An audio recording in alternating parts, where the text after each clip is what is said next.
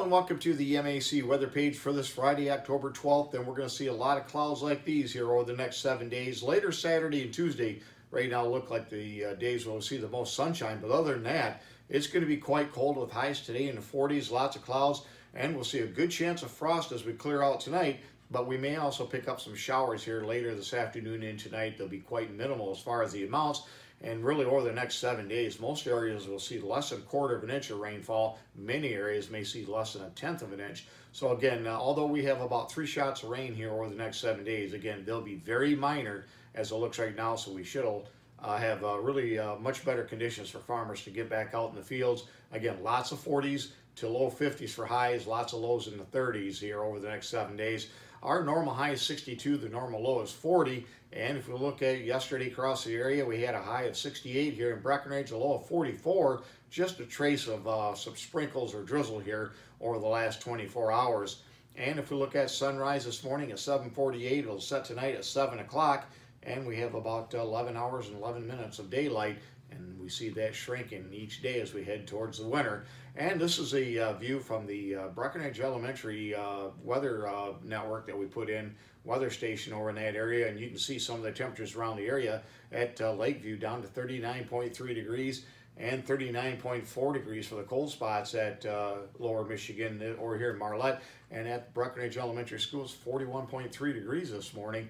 And again, with some clear skies that are trying to pop through, but overall, you can see a pretty low cloud deck and cold temperatures. Our next system coming in from the west will again bring only minor amounts of precipitation to the Great Lakes, as overall the upper high pressure system will take control of the area. We have some northwest winds coming across the Great Lakes, and that's what's creating the clouds and a little bit of lake effect sprinkles or showers across the area. And you can see those on radar this morning as they stream off the Great Lakes here. And again, these will be quite minor, but you can see some of them are making it all the way across the state. So again, we do have a chance, especially this afternoon when we get some added moisture from the system coming in from the west. I think we'll have a little bit better chance of showers as we get towards late afternoon, early evening. But again, amounts will be quite minimal, and you can see what was Hurricane Michael now pulling off the east coast. It should be exiting that area here over the next 24 hours.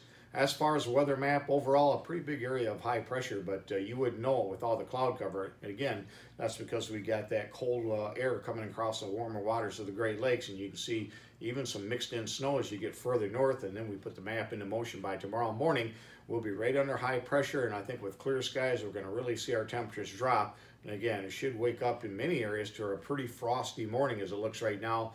And then finally, as we get into Sunday, you can see our next system coming in, and I think we'll have rain by the afternoon. You notice on this map there, this is kind of a blue-green line. Anything north of that line could even see some wet snowflakes mixed in. I think the best bet's going to be up around some of the higher elevations, like around Cadillac, up towards Gaylord and Grayling. But again, wouldn't be shocked if somebody says, hey, I had some wet snowflakes. So that's something we could see on Sunday as well. As far as the overall precipitation, you can see very minimal amounts here.